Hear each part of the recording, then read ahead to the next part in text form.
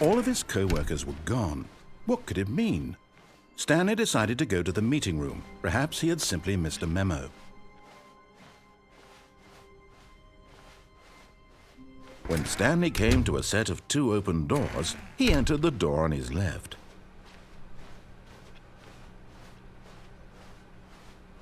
Yet there was not a single person here either. Feeling a wave of disbelief, Stanley decided to go up to his boss. Coming to a staircase, Stanley walked upstairs to his boss's office.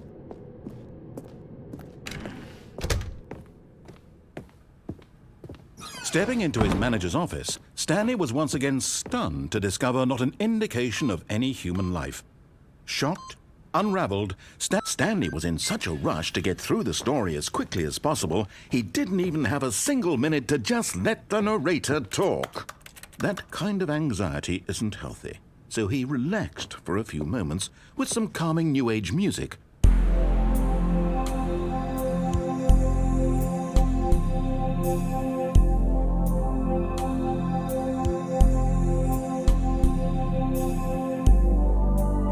Feeling soothed and rejuvenated, Stanley calmly walked forward into the opened passageway.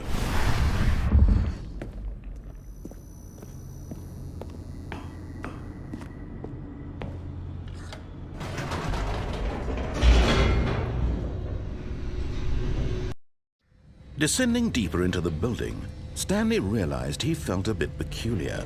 It was a stirring of emotion in his chest, as though he felt more free to think for himself, to question the nature of his job. Why did he feel this now, when for years it had never occurred to him? This question would not go unanswered for long.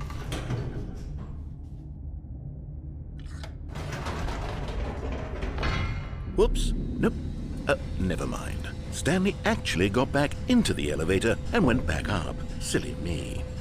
Why did Stanley do that when he knew that it would just lead back to his boss's office? Well, that's a great question. I just can't wait to find out.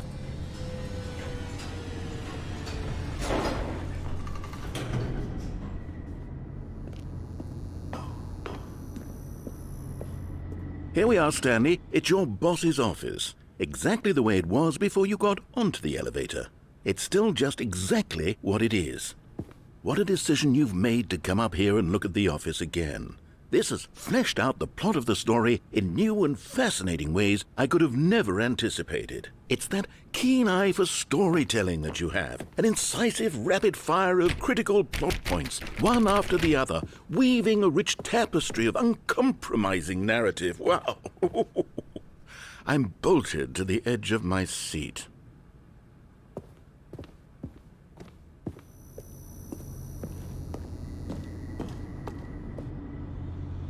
Incredible. Now he's getting back into the elevator and going down again.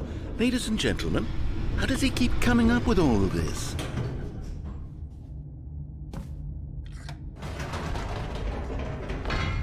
Did you think we were going to go forward down the spooky corridor? No.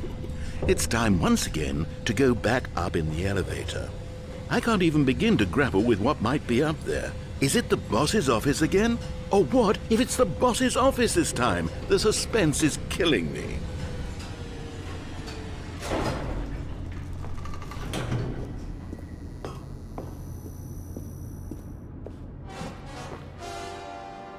Oh my God, it's the boss's office.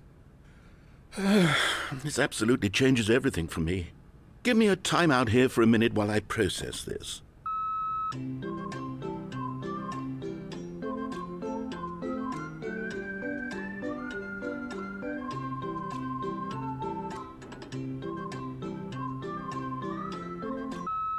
Okay, I'm ready.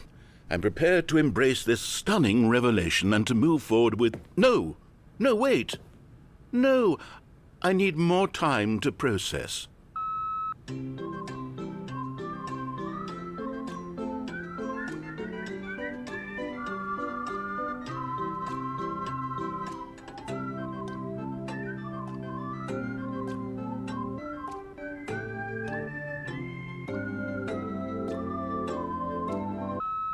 All right, I have fully come to terms with it.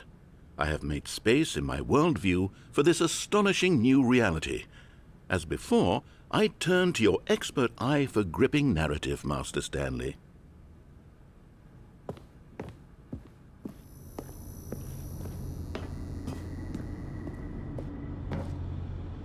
Of course. Going back down in the elevator. How did I not anticipate it? I mean, sure, now it's obvious, but you have to understand that 30 seconds ago, this kind of thing had never been attempted before. I had no frame of reference to even anticipate it. That's just how revelatory Stanley's decision-making is, a breath of fresh air in a landscape of storytelling that has grown stale and repetitive.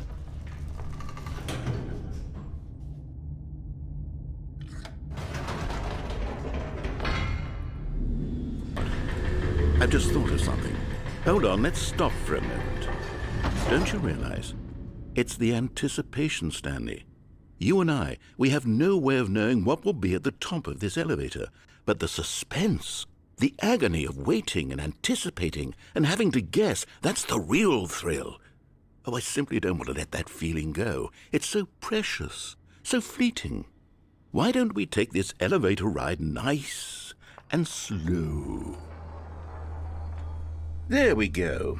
Isn't this so much more exciting? You know, Stanley, it seems like nowadays the only thing that audiences want is to be shocked as loudly and frequently as possible. They want big, explosive moments flung right in their faces from the very moment that things get started. But where's the tension? Where's the trust in the audience to build a slow and nuanced appreciation for the story, the characters? Why aren't we given time to imagine the surprises, to have to think and to anticipate and then to marvel at the eventual reveal? This is storytelling, Stanley. What you and I are doing right now. This is the most exciting narrative to be developed in years, and it's really all because of you. You're the one who took this bold step of revisiting the exact same locations over and over. Truly, I mean it. This is unique and different. It's not like anything else out there. You see, I want stories that surprise me, Stanley. I want to have to think. I want to be engaged and not pandered to. We're being fed such unimaginative drivel all the time, and we all know it, which is why we're so starved for content that makes us feel sharp and vital and alive. That's why people like you so much, Stanley, because you're not afraid to spit in the face of tradition. You're a role model, you know? People look up to you. Which is why, oh, I didn't know when to spring this on you, but, well, I've gathered a little press conference for you so that you can talk about your work and your storytelling and your life.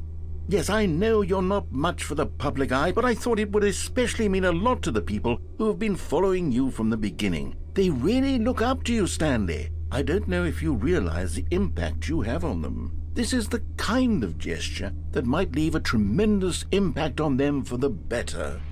Oh, good, we're here.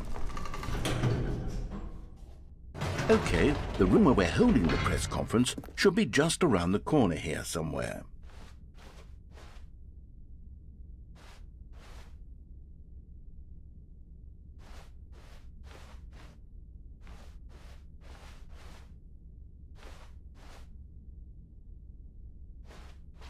Ah, yes, here it is, just through this door.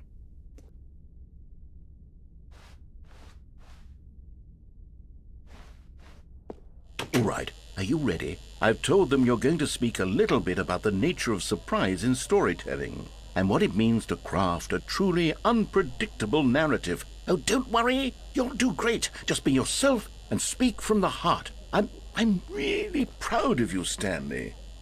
Okay, it looks like they're ready for you. Go get 'em.